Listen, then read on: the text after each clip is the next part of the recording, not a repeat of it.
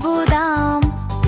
చిన్న ప్రార్థన చేసి మనమంతా ఆయన మాటను విందాం.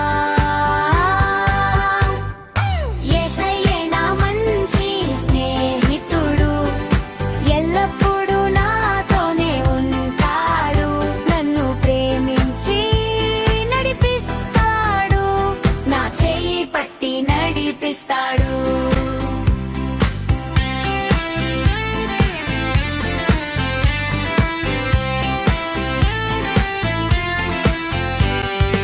అమ్మా నన్న మాట వినుదాం, అందరినీ ప్రేమిద్దాం. అబద్ధమంటే దూరంగా ఉండి నిజమే